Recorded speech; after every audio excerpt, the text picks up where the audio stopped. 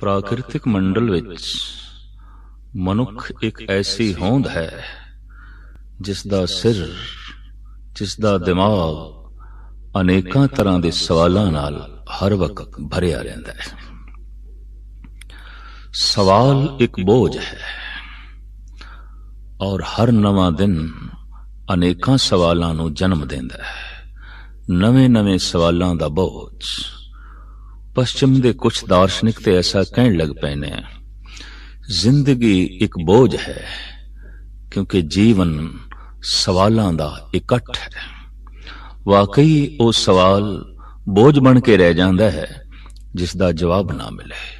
वो प्रश्न एक बहुत बड़ा भार है जिसका उत्तर ही ना मिले।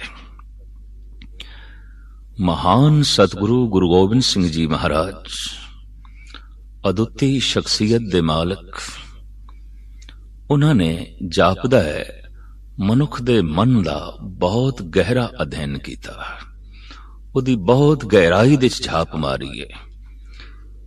यह गल वखरी है देखण नूं उन्हां कोल धनुषबान तलवार बाज एक ऐसा रंग है, एक ऐसा रूप है, भ्रांति पैदा हो जाती है कि यह पुरुष अजीम शायर होवेगा, दार्शनिक होवेगा, चिंतक होवेगा, संत होवेगा, गुरु होवेगा, लिवलीन होवेगा, भजन आनंदी धुन विच मगन रहन वाला होवेगा।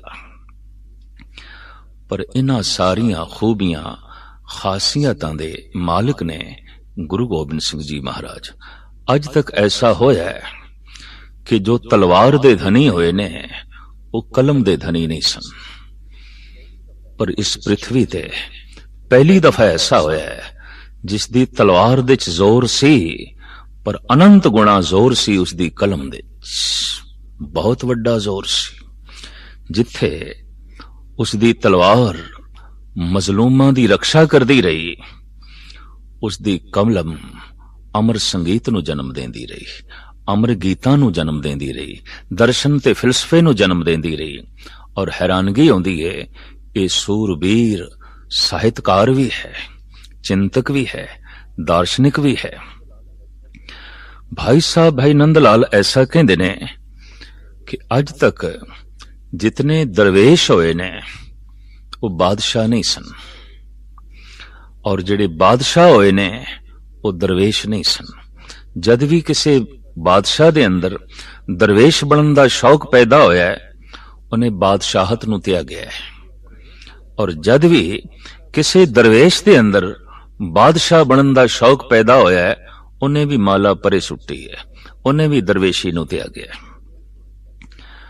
पर एक पहला ही पुरुष है जिन्हों वेखदे आई एकदम स्पष्ट हो जाता है कि यह बादशाह भी है, दरवेश भी है। हक हक अंदेश गुरु गोबिंद सिंह, बादशाह दरवेश गुरु गोबिंद सिंह। गुरु गोबिंद सिंह जी महाराज एक ऐसे फुल ने जिस विच कुदरत ने कई रंग भर दिते ने, अनेका रंग भर दिते ने। उन्हीं अनेका रंगां दे चों आप दा एक रंग है कवि होना, शायर होना, दार्शनिक होना, चिंतक होना, फिलोसफर होना। आप दी कलम दे चों जिथे रूहानियत नाल लबरेज बाणी जाब साहब निकली, जिथे ब्रह्म ज्ञान नाल भरपूर अकाल उस्तद दा जन्म होया, जिथे बीर रस नाल पूरत चंडी दी वार, भगवती दी वार, इस तरह दी अदुੱਤੀ बाणियां आलमे वजूद विच आईयां। उत्थे आप दी कलम तो अपनी कथा भी निकली, विचित्र नाटक, ज्ञान प्रबोध। फिर आप दी इसे ही महान कलम दे चों जफरनामे दा भी जन्म है। कृष्णा अवतार, रामा अवतार, 24 अवतारां दी कथा आप दी कलम दे चों निकली।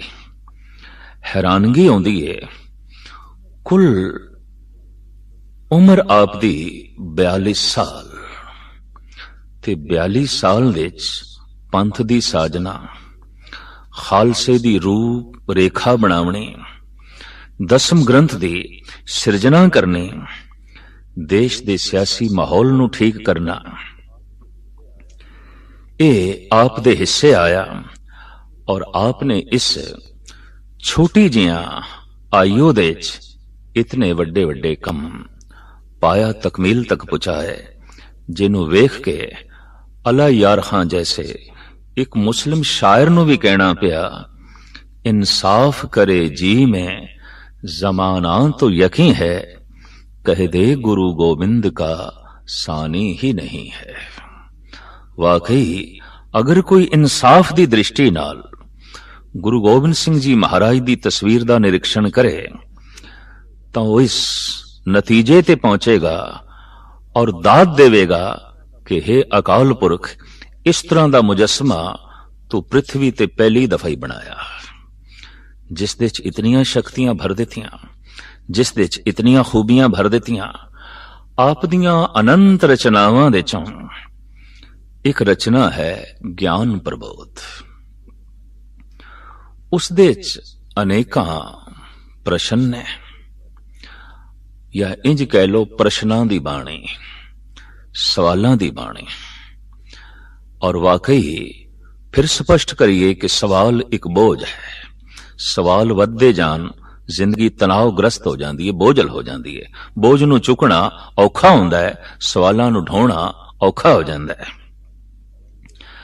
लेकिन मनुख दी अहमियत, खासियत या उसदा तुच्छ होना भी उसदे सवालां ते खड़ा है।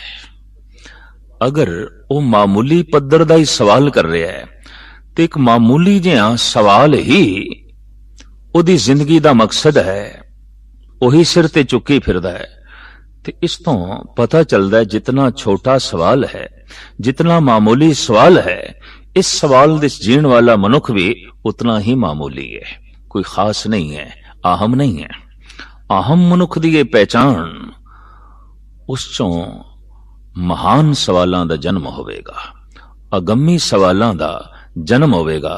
ऐसे सवाल जो जीवन दी गहराई नूं छूवन, ऐसे सवाल जो प्रकृति दे बुलंदियां नूं छूवन, ऐसे सवाल जो चेतना दे डूंगे तल दे जो है चले जान। उन्हां अनंत सवालां दे चों कुछ एक सवाल मैं सामने रखण लगा। यह गल वखरी है कि इस सारी बाणी दे सवाल ही सवाल ने। सिख जगत दे विद्वान इत्थे दो हिस्सियां दे तकसीम ने। एक धड़ा ऐसा कहता है कि बाणी सिर्फ सवाल ही सवाल ने। छोड़ दिता है सतगुर ने आत्म अभ्यासियां ते, जिन्हां नूं अपने अंदरों इन्हां सवालां दा जवाब मिल जाए और इस सवाल दा बोझ ना रहे, समझ लो वो सही अभ्यासी है, उन्हों सही जवाब मिल गए। दूसरा तबका इंज भी कहता है कि सरसा नूं पार करदे आया आप जी दा ए महान अदुੱਤੀ ਸਾਹਿਤ सरसा दी कुछ भेंट हो गया, कुछ पन्ने रुड़ गए। और बाद दे जद इसकी संपादना हुई भाई मनी सिंह जी द्वारा, तो सिर्फ एक प्रश्न ही मिले, उत्तर ना मिल सके। हुण जो स्टीक दसम ग्रंथी मिलती है, उस दे विच जो इन्हां प्रश्नां दे सामने उत्तर लिखे हुए ने, ये पंडित गणेशा सिंह जी महाराज दे ने। निर्मले महात्मा दे चों एक सिरमौर महात्मा हो गुजरे ने, आत्मदर्शी, ब्रह्म ज्ञानी और महान विद्वान। उन्हां दा दावा ते नहीं सी, पर ऐसा कहना सी कि इन्हां सवालां दा ए जवाब मैनू अंदरों मिले। और हकीकत है सवाल ओही गहरा आउंदा है जिहड़ा अंदरों निकले, और जवाब भी ओही सही आउंदा है जिसदा अंदरों मिले। अक्सर कई दफा देखण दे चाया है कि लोग दूजियां दे सवाल चुकी फिरदे ने और दूसरियां दे जवाब ढोई जांदे ने। वो सवाल उन्हां दी जिंदगी दा सवाल नहीं आउंदा और वो जवाब उन्हां नूं अंदरों नहीं मिले आउंदा। एवें वो एक दिमागी कसरत तो इलावा होर कुछ नहीं आउंदा। तो गुरु गोबिंद सिंह जी महाराज ने ये जड़े अदुੱਤੀ सवाल ਗਿਆਨ ਪ੍ਰਬੋਧ ਨਾਮਕ ਬਾਣੀ ਦੇ ਵਿੱਚ ਦਰਜ ਕੀਤੇ ਨੇ ਉਹ ਇਸ ਤਰ੍ਹਾਂ ਨੇ। ਕੋ ਸੂਰਾ ਸੁੰਦਰ ਕਵਨ ਕਹਾਂ ਜੋਗ ਕੋ ਸਾਰ। सूरबीर कौन है, बहादुर कौन है, फिर खूबसूरत कौन है, सुंदर किसनू आखांगे। क्योंकि ऐसियां कुछ अदुੱਤੀ सौगातां ने जगत दे जिस तो मनुख दा मन सुभावत प्रभावित होंदा है ते उसदी असलीयत दा हकीकत दा बोध ना होवे तो कई दफा जिंदगी बहुत वड्डे भ्रांति दे दलदल दे जा गिरदी है। इस वास्ते इस तरह के अजीम सवालों नूं साहिब श्री गुरु गोबिंद सिंह जी महाराज ने अपनी बाणी दे थां दिती है। सूरबीर किसनू आखांगे, कौन है, और खूबसूरत किसनू आखना पेगा, कौन सुंदर है। कहां जोग को सार, दिन रात जो भक्ति कर रहे हैं, धार्मिक साधना कर रहे हैं, जप तप कर रहे हैं, सत्संग कर रहे हैं, इसदा फल की है, आया इसकी प्राप्ति की है, उपलब्धि की होवेगी, इस सब कुछ दा सार की होवेगा। को दाता ज्ञानी कवन कहो विचार अविचार। दाता कौन है, किसनू दानी आखांगे। लगदा है जिस ढंग नाल असी दानियां नू दानी कह देने आ, अगर यही वास्तविक सही है तो मेरे ख्याल विच साहिब गुरु गोबिंद सिंह जी महाराज इस ख्याल नू सवाल दे रूप विच ना लेंदे। जो सवाल दे रूप विच लिया है तो जापदा है यह सवाल बहुत गहरा है। कौन दाता है, ज्ञानी कौन है। को दाता ज्ञानी कवन कहो विचार अविचार। विचार किसनू कहंदे ने, अविचार किसनू आखीदा है। ऐसे जिहड़े ये अदुੱਤੀ अजीम सवाल ने, इन्हां दे जवाब पंडित गणेशा सिंह जी महाराज ने इंज लिखे ने। जिथे ये प्रश्न को सूरा सुंदर कवन, तो पंडित जी महाराज कहंदे ने मन जीता सूरा है सुंदर है गुणवान। जब मन की थिरता भई सार योग एहो जान। किसनू सूरबीर आखांगे, जिसने अपना मन जित लिया। दरअसल दूसरे नू जितण दी चाहत रखनी ये राजनीति है, ते दूसरे नू जित लेना ये राजनीति दी सफलता है। दूसरे नू तलवार नाल जितना, शस्त्र नाल जितना, शास्त्र नाल जितना, वोट नाल जितना, मत नाल जितना, गरज के जित दा ध्येय दूसरे ते खड़ा करिए, दूसरे नू जितना है। जो दूसरे नू जितना है बस यही राजनीति है, और दूसरे नू जितना हिंसा है। दूसरे नू चोट पहुंचाए बिना किस तरह दूसरे नू जित सकांगे। दूसरे नू दबाए बिना दूसरे नू किस तरह जित सकांगे। दूसरे नू जितना राजनीति है, अपने आप नू जितना धर्म है। मन जीते जग जीत। मन जित लिया है, धर्म की प्राप्ति हो गई, प्रभु की प्राप्ति होई। कहते ने दूजे नू जितीए सता प्राप्त होंदी है, अपने आप नू जितीए सत प्राप्त होंदा है।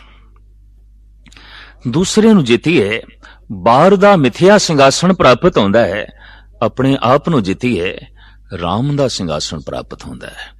दूसरे नू जितण लई औगुण चाहिए ने, अपने आप नू जितण लई गुण चाहिए ने। कठोर होए बिना दूसरे नू जितना कठिन है, बहुत कठिन है, पर कोमल होए बिना अपने आप नू जितना कठिन है, बहुत कठिन है। मिथ्या बोल, मिथ्या वचन, मिथ्या कर्म नाली असी ਦੂਸਰੇ ਨੂੰ ਜਿੱਤ ਸਕਦੇ ਹਾਂ, ਪਰ ਸੱਚ ਤੇ ਬੋਲ, ਸੱਚ ਤੇ ਕਰਮ ਨਾਲ ਹੀ ਅਸੀਂ ਆਪਣੇ ਆਪ ਨੂੰ ਜਿੱਤ ਸਕਾਂਗੇ, ਆਪਣਾ ਮਨ ਜਿੱਤ ਸਕਾਂਗੇ। ਸਤਿਗੁਰੂ ਦੇਵ ਜੀ ਮਹਾਰਾਜ ਨੇ ਤੇ ਸਪਸ਼ਟ ਕਹਿ ਦਿੱਤਾ, ਪਹਿਲੇ ਪਾਤਸ਼ਾਹ ਗੁਰੂ ਨਾਨਕ ਦੇਵ ਜੀ ਮਹਾਰਾਜ ਨੇ, ਕਿ ਜਗਤ ਨੂੰ ਜਿੱਤਣਾ ਵਾਸਤਵਿਕ ਕਦੀ ਕਿਸੇ ਨੂੰ ਜੋ ਹੈ ਨਸੀਬ ਨਹੀਂ ਹੋਵੇਗਾ, ਇਸ ਦੇ ਸਫਲਤਾ ਨਹੀਂ ਮਿਲੇਗੀ। ਆਪਣੇ ਆਪ ਨੂੰ ਜਿੱਤਣਾ ਹੀ ਜਗਤ ਨੂੰ ਜਿੱਤਣਾ ਹੈ। ਮਨ ਜੀਤੇ ਜਗ ਜੀਤ। ਮਨੁੱਖ ਦੀ ਅਨੰਤ ਖਾਹਿਸ਼ਾਂ ਦੇ ਚੋਂ ਇੱਕ ਪ੍ਰਬਲ ਚਾਹਤ ਹੈ ਕਿ ਮੈਂ ਜੇਤੂ ਹੋਵਾਂ, ਜਗਤ ਜੇਤੂ। ਔਰ ਸੂਰਬੀਰਤਾ ਵੀ ਆਮ ਲੋਕਾਂ ਨੇ ਇਸ ਤੇ ਖੜੀ ਕੀਤੀ ਹੈ ਕਿ ਬੜਾ ਸੂਰਬੀਰ ਹੈ, ਦੂਸਰੇ ਨੂੰ ਜਿੱਤ ਲਿਆ। ਗੁਰੂ ਗੋਬਿੰਦ ਸਿੰਘ ਜੀ ਮਹਾਰਾਜ ਐਸਾ ਨਹੀਂ ਮੰਨਦੇ। ਉਹੀ ਸੂਰਬੀਰ ਹੈ ਜੋ ਆਪਣਾ ਮਨ ਜਿੱਤ ਲੈਂਦਾ ਹੈ, ਔਰ ਜੋ ਆਪਣਾ ਮਨ ਜਿੱਤ ਲੈਂਦਾ ਹੈ ਉਸ ਦੇ ਅੰਦਰ ਐਸੇ ਦੈਵੀ ਗੁਣ ਨੇ, ਉਹ ਅਗਰ ਦੂਸਰੇ ਨੂੰ ਜਿੱਤਣ ਦੀ ਕੋਸ਼ਿਸ਼ ਕਰੇਗਾ ਤਾਂ ਸਿਰਫ ਦੇਸ਼ ਦੇ ਸੁਧਾਰ ਲਈ, ਮਜ਼ਲੂਮ ਦੀ ਰੱਖਿਆ ਲਈ ਬੜੇ ਨਿਰਵੈਰ ਪਾਵਨ ਹਿਰਦੇ ਨਾਲ ਲੜੇਗਾ। ਜੈਸੇ ਇਤਿਹਾਸਕ ਸਬੂਤ ਹੈ ਕਿ ਜਦ ਸਿੱਖਾਂ ਨੇ ਜੰਗ ਦੇ ਵਿੱਚ ਅਨੇਕਾਂ ਨੂੰ ਜ਼ਖਮੀ ਕੀਤਾ ਹੈ, ਘਾਇਲ ਕੀਤਾ ਹੈ, ਤਾਂ ਉਸ ਵਕਤ ਇੱਕ ਸਿੰਘ ਭਾਈ ਕਨਈਆ, ਬ੍ਰਹਮ ਗਿਆਨ ਦੀ ਮੂਰਤੀ, ਮਸ਼ਕ ਲੈ ਕੇ ਪਾਣੀ ਪਿਲਾ ਰਹੇ ਨੇ। ਪਕੜ ਕੇ ਸਿੰਘਾਂ ਨੇ ਭਾਈ ਕਨਈਏ ਨੂੰ ਗੁਰੂ ਗੋਬਿੰਦ ਸਿੰਘ ਜੀ ਮਹਾਰਾਜ ਦੀ ਹਜ਼ੂਰੀ ਦੇ ਵਿੱਚ ਪੇਸ਼ ਕੀਤਾ। ਮਹਾਰਾਜ ਜੀ, ਸਾਡੇ ਵਿੱਚ ਇੱਕ ਗਦਾਰ ਪੈਦਾ ਹੋ ਗਿਆ, ਅਸੀਂ ਲੜ ਕੇ ਖੂਨ ਪਸੀਨਾ ਇੱਕ ਕਰਕੇ ਜਿਸ ਨੂੰ ਘਾਇਲ ਕਰਦੇ ਆਂ, ਜ਼ਖਮੀ ਕਰਦੇ ਆਂ, ਗਿਰਾ ਦਿੰਦੇ ਆਂ, ਇਹ ਪਾਣੀ ਪਿਲਾ ਕੇ ਫਿਰ ਖੜਾ ਕਰ ਦਿੰਦਾ ਹੈ, ਸੁਰਜੀਤ ਕਰ ਦਿੰਦਾ ਹੈ। ਜਦ ਗੁਰੂ ਗੋਬਿੰਦ ਸਿੰਘ ਜੀ ਮਹਾਰਾਜ ਦੇ ਸਾਹਮਣੇ ਇਸ ਸਿੰਘ ਨੂੰ ਪੇਸ਼ ਕੀਤਾ ਗਿਆ ਤਾਂ ਸਾਹਿਬ ਕਹਿਣ ਲੱਗੇ, ਭਾਈ ਕਨਈਆ, ਇਹ ਕੀ ਕਹਿ ਰਹੇ ਨੇ? ਤੋ ਹੱਥ ਜੋੜ ਕੇ ਕਹਿਣ ਲੱਗਾ, ਪਾਤਸ਼ਾਹ, ਇਹ ਕੀ ਕਹਿੰਦੇ ਨੇ? ਇਹ ਜਾਣਨ, ਮੈਂ ਤੇ ਕਿਸੇ ਦੁਸ਼ਮਣ ਨੂੰ ਪਾਣੀ ਨਹੀਂ ਪਿਲਾਇਆ, ਮੈਂ ਤੇ ਜਦ ਵੀ ਪਾਣੀ ਪਿਲਾਨਾ ਆਪ ਨੂੰ ਪਿਲਾਨਾ। ਸਭ ਦੇ ਚ ਆਪ ਦਾ ਹੀ ਰੂਪ, ਜੋ ਦੀਸੇ ਸੋ ਤੇਰਾ ਰੂਪ। ਮੈਂ ਤੇ ਜਿਸ ਦੇ ਮੂੰਹ ਚ ਪਾਣੀ ਪਾਇਆ ਹੈ, ਮੁਖੜਾ ਤੁਹਾਡਾ ਦਿਖਾਈ ਦਿੱਤਾ ਹੈ, ਤੇ ਤੁਸੀਂ ਪਾਣੀ ਮੰਗੋ ਤੇ ਮੈਂ ਪਾਣੀ ਨਾ ਦਿਆਂ, ਫਿਰ ਮੈਂ ਤੁਹਾਡਾ ਸਿੱਖ ਕਿਸ ਤਰ੍ਹਾਂ? ਜੇਬ ਦੇ ਚੋਂ ਮਰਮ ਦੀ ਡੱਬੀ ਕੱਢੀ ਗੁਰੂ ਗੋਬਿੰਦ ਸਿੰਘ ਜੀ ਮਹਾਰਾਜ ਨੇ, ਆਖਿਆ, ਕਨਈਆ, ਅਧੂਰਾ ਕੰਮ ਨਾ ਕਰ, ਫਿਰ ਪੂਰਾ ਕੰਮ ਕਰ। ਇਹ ਮਰਮ ਪੱਟੀ ਵੀ ਕਰ ਛੱਡਿਆ ਕਰ, ਜ਼ਖਮਾਂ ਤੇ ਮਰਮ ਵੀ ਲਗਾ ਦਿੱਤਾ ਕਰ। ਕਮਾਲ ਦੀ ਗੱਲ, ਮੈਦਾਨ ਜੰਗ ਦੇ ਚ ਲੜਨਾ, ਔਰ ਜੋ ਘਾਇਲ ਹੋ ਚੁੱਕੇ ਨੇ ਦੁਸ਼ਮਣ, ਉਹਨਾਂ ਨੂੰ ਪਾਣੀ ਪਿਲਾਣਾ ਤੇ ਉਹਨਾਂ ਦੇ ਉੱਤੇ ਮਰਮ ਪੱਟੀ ਵੀ ਕਰਨੀ। ਇੱਕ ਗੱਲ ਸਪਸ਼ਟ ਹੋ ਗਈ ਕਿ ਵੈਰ ਭਰੇ ਹਿਰਦੇ ਨਾਲ ਲੜਨਾ ਹੋਰ ਗੱਲ ਹੈ, ਨਿਰਵੈਰ ਹਿਰਦੇ ਨਾਲ ਲੜਨਾ ਹੋਰ ਗੱਲ ਹੈ। ਔਰ ਜਦ ਕੋਈ ਨਿਰਵੈਰ ਹਿਰਦੇ ਨਾਲ ਲੜਦਾ ਹੈ ਤਾਂ ਦੇਸ਼ ਦੀ ਰੱਖਿਆ ਲਈ, ਕੌਮ ਦੀ ਰੱਖਿਆ ਲਈ, ਮਜ਼ਲੂਮ ਦੀ ਰੱਖਿਆ ਲਈ। ਔਰ ਜਦ ਵੈਰ ਦੇ ਨਾਲ ਕੋਈ ਲੜਦਾ ਹੈ ਤਾਂ ਦੂਸਰੇ ਨੂੰ ਤਬਾਹ ਕਰਨ ਲਈ, ਬਰਬਾਦ ਕਰਨ ਲਈ, ਆਪਣੀ ਸਤਾ ਪ੍ਰਾਪਤ ਕਰਨ ਲਈ, ਆਪਣੀ ਤਾਕਤ ਵਧਾਉਣ ਲਈ। ਨਿਰਵੈਰ ਹਿਰਦੇ ਨਾਲ ਉਹੀ ਲੜ ਸਕਦਾ ਹੈ ਜਿਸ ਨੇ ਆਪਣਾ ਮਨ ਜਿੱਤਿਆ ਹੈ, ਤੇ ਜਿਸ ਨੇ ਮਨ ਜਿੱਤਿਆ ਹੈ ਉਹੀ ਜਗਤ ਨੂੰ ਜਿੱਤ ਲੈਂਦਾ ਹੈ। ਮਨ ਜੀਤੇ ਜਗ ਜੀਤ। ਤੋ ਮਨ ਜੀਤਾ ਸੂਰਾ ਹੈ। ਸਾਰੀ ਦੁਨੀਆ ਨੂੰ ਜਿੱਤਣ ਵਾਲਾ ਵੀ ਆਪਣੇ ਮਨ ਦੇ ਹੱਥੋਂ ਹਾਰ ਜਾਂਦਾ ਹੈ, ਤੇ ਮਨ ਨੂੰ ਜਿੱਤਣਾ ਅਤੀ ਕਠਿਨ ਹੈ, ਅਤੀ ਕਠਿਨ ਹੈ। ਕਹਿੰਦੇ ਨੇ ਸ਼ਸਤਰਾਂ ਨਾਲ ਦੂਸਰੇ ਨੂੰ ਜਿੱਤਿਆ ਜਾਂਦਾ ਹੈ, ਸ਼ਾਸਤਰ ਨਾਲ, ਵਿਚਾਰ ਨਾਲ, ਜਪ ਨਾਲ, ਤਪ ਨਾਲ ਆਪਣਾ ਮਨ ਜਿੱਤਿਆ ਜਾ ਸਕਦਾ ਹੈ। ਤੋ ਮਨ ਜੀਤਾ ਸੂਰਾ ਹੈ, ਸੁੰਦਰ ਹੈ ਗੁਣਵਾਨ। ਖੂਬਸੂਰਤ ਕਿਸ ਨੂੰ ਆਖਾਂਗੇ, ਸੁੰਦਰ ਕਿਸ ਨੂੰ ਆਖਾਂਗੇ? ਸਿਰਫ ਚਮੜੀ ਦੀ ਸੁੰਦਰਤਾ, ਨੈਣ ਨਕਸ਼ ਨੂੰ, ਇਹ ਮਨੁੱਖ ਦੀ ਆਪਣੀ ਆਪਣੀ ਧਾਰਨਾ ਹੈ। ਕਿਸੇ ਨੂੰ ਇੱਕ ਤਰ੍ਹਾਂ ਦਾ ਨੱਕ ਖੂਬਸੂਰਤ ਲੱਗਦਾ ਹੈ, ਦੂਸਰੇ ਨੂੰ ਨਹੀਂ। ਕਿਸੇ ਕਿਸੇ ਦੇਸ਼ ਦੇ ਵਿੱਚ ਕਾਲੀ ਚਮੜੀ ਖੂਬਸੂਰਤੀ ਦਾ ਚਿੰਨ੍ਹ ਹੈ, ਕਿਧਰੇ ਗੋਰੀ, ਕਿਧਰੇ ਫੀਣਾ ਠਿੰਗਣਾ ਨੱਕ ਖੂਬਸੂਰਤੀ ਦਾ ਚਿੰਨ੍ਹ ਹੈ, किधरे नहीं किधरे लंबा। तो खूबसूरती ते अपनी अपनी मन दी एक धारणा है, और ये खूबसूरती बदसूरती दे बदलदियां देर नहीं लगती। जवानी नूं बुढ़ेपे दे बस्तर पहिरदियां देर नहीं लगती। सुंदरता दा एक खिड़िया होया फुल इनू मुरझांदियां देर नहीं लगती। एक होर सुपन है, उन्हों कहंदे ने मन दा सुपन सीरत। सूरत दा खूबसूरत होना होर गल है, सीरत दा महान होना होर गल है। जगत विच ऐसा देखण विच आया है कि तन दे सोने मनुख मन दे सोने नहीं होंदे। सूरत शक्ल अच्छी, सीरत कुछ भी नहीं। ते कई दफा ऐसा भी होया है, सीरत बड़ी अच्छी, बहुत सोहनी, बड़ी खूबसूरत, सूरत ठीक नहीं सी। जैसे इतिहास दे एक गाथा है, अष्टावक्र। पैरां दे बल, हत्थां दे बल, गर्दन टेढ़ी, कमर टेढ़ी, शरीर दे अनेकां ही बल। इसे कारण करके आप दा नाम पिया ऋषि अष्टावक्र। शरीर दे 8 बल, पर मन दे कोई बल नहीं सी। तन करके अति करूप सी, मन करके अति सुंदर सी, अति सुंदर। राजे जनक दी सभा विच आया है, ये राजगुरु दा लड़का सी, अपने पिता नूं बुलाण लई आया है। रोकिया किसी ने नहीं, क्योंकि राजगुरु दा लड़का। पर इनू देखदियां ही राज सभा विच बैठे सारे हस पे, खिड़खिड़ा के हस पे। उन्हां नूं हसदा वेख के अष्टावक्र जी भी हस पे। जनक कहंदे ने, ऋषि जी ये सारे थोड़े ते हसे ने, तुसी किस ते हसे? तो अष्टावक्र जी कहंदे ने, ये सारे मेरे ते हसे, मैं इन्हां ते हसिया। ये मेरी सूरत वेख के हसे ने, मैं इन्हां दी सीरत वेख के हसिया। इन्हां ने मेरे तन दी बदसूरती वेखी है, हासा निकल गया है। मैं इन्हां दा मन दा करूपपणा वेख्या है, हासा नहीं रोक सकिया। इन्हां दी दृष्टि सिर्फ चमड़े तक ही रुकी हुई है। जगत विच अनंत पुरुष ऐसे होए ने जो तन करके ते बड़े करूप सन, पर मन करके बड़े सुंदर सन। सुकरात होया, ऋषि वेद व्यास जी होए ने, अष्टावक्र होए ने, बड़े बुलंद पाया महान मनुख, जिन्हां दी सीरत इतनी सोहनी जिस दे सामने करोड़ां चंद्रमा फिक्के पै जान। नहीं मोहताज सेवर, इल्म अकल ने जिसको सवारा है, उते अकल नाल, इल्म नाल, गुणा नाल सवरियां हुईयां सीरतां।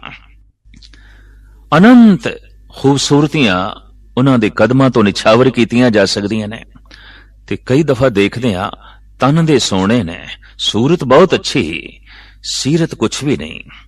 रूहे जमीन दे एक ऐसा पुरुष भी आया जिसदी सूरत बा कमाल, जिदी सीरत बा कमाल। उदी सीरत दे जाप साहब है, अकाल उस्तत है, विचित्र नाटक है, चंडी चरित्र है, रामा अवतार है, भगवती दीवार है, कृष्णा अवतार है, ज्ञान प्रबोध है, सरूर है, मस्ती है, ब्रह्म ज्ञान है, ब्रह्म आनंद है। पर सूरत भी ऐसी जो वेखे ते वेखदा ही रह जाए। भाई साहब, भाई नंदलाल कहंदे ने, अज पेश चश्म आं बितोए, ना मेहर बां गुजस्त, जाना गुजस्त ताजे रहे, दीदा जां गुजस्त। वो कहंदे ने, कलगीधर मेरी अखां दे सामने की लंघे ने, मानो अखां दे चों मेरी जान निकल गई। सुनिया सी मुंह दे राही जान निकल दी है, पर अज मैं पहली दफा देख रहा, अखां चो ही जान निकल गई। अखां तो ही सारी शक्ति निकल गई। शक्ति दे मुजस्मे, सुंदरता दे मूर्ति, गुणा दे सागर जद अखां दे कोलों ओजल होए ने, ऐसा प्रतीत होया है अखां दे चों ही जान निकल गई। महान दार्शनिक कवि पीयूख गुरु गोबिंद सिंह जी महाराज बारे ऐसा कहंदे ने, देख के मयंक रंक, मुख पे कलंक अत, कैसे उन्मान कर कहूं मुख चंद्र सम। ਚੰਦਰਮਾ ਦਾ ਕਲੰਕਿਤ ਮੁਖੜਾ ਵੇਖ ਕੇ ਮੈਂ ਕਿਸ ਤਰ੍ਹਾਂ ਆਖਾਂ ਕਿ ਗੁਰੂ ਗੋਬਿੰਦ ਸਿੰਘ ਜੀ ਮਹਾਰਾਜ ਚੰਦਰਮਾ ਦੇ ਸਮਾਨ ਨੇ। ਚੰਦਰਮਾ ਦੇ ਚ ਕਾਲਾ ਧੱਬਾ ਵੇਖ ਕੇ ਮੈਂ ਕਿਵੇਂ ਕਹਿ ਦੇਵਾਂ ਧੱਬਿਆਂ ਤੋਂ ਰਹਿਤ ਜੋ ਮੁਖੜਾ ਹੈ ਉਹ ਚੰਦਰਮਾ ਦੇ ਸਮਾਨ ਹੈ। ਮਯੰਕ ਇਹ ਚੰਦਰਮਾ ਇਹ ਤੇ ਗੁਰੂ ਗੋਬਿੰਦ ਸਿੰਘ ਜੀ ਮਹਾਰਾਜ ਦੇ ਸਾਹਮਣੇ ਰੰਕ ਹੈ, ਬਿਖਾਰੀ ਹੈ। ਦੇਖ ਕੇ मयंक रंक मुख पे कलंक अत कैसे उन्मान कर कहूं मुख चंद्र सम। मघवा शरीर पर देख के सहंस भग कैसे कर कहूं पुन गुरु को सुरेंद्र सम। देवतियां दा मुखी इंद्र, इस दे समान भी मैं गुरु गोबिंद सिंह जी महाराज नूं किस तरह कह दियां। सुरिंदर ये ते ओ है जो गौतम दी नार अहिल्या दा सत भंग करदा है। वासना दे च ग्रसिया होया, कामना दा मारिया होया एक ऋषि दी पत्नी उस नाल छल कर बैठा, उसते अपना मन मैला कर बैठा, सत भंग कर बैठा। पर किथे गुरु गोबिंद सिंह जी महाराज सतवंतियां दे सत दे रखवाले ते किथे ओ एक सतवंती दा सत भंग करन वाला। तो पीख कहंदे ने मघवा शरीर पर देख के सहंस भग, कहंदे ने गौतम ऋषि दे श्राप द्वारा इंद्र दा सारा जिहड़ा शरीर है भग रूप हो गया। सहस शरीर चहन भग हुए तामन पछोताया। गुरु गोबिंद सिंह जी गुरु ग्रंथ साहब जी ते गुरु गोबिंद सिंह जी महाराज दी रचना, जिस दे उसदा स्वरूप इस ढंग नाल चित्रे है कि वास्तविक ओते सारी दी सारी काया उसकी भ्रष्ट हो गई। मघवा शरीर पर देख के सहंस भग कैसे कर कहूं पुन गुरु को सुरेंद्र सम। देख के अनंग अंगहीन रिपी रिखन को कैसे सो समान कर कहूं रति इंद्र सम। जिसदा वजूद ही नहीं, जिसदा रूप ही नहीं, उस कामदेव दे समान, उस रति दे समान किस तरह मैं कह दिया कि गुरु गोबिंद सिंह जी महाराज ने। तो आखिर उन्हां दा स्वप्न, उन्हां दी खूबसूरती कोई ते दशवी चाहिदी है, कोई ते प्रमाण चाहिदा है।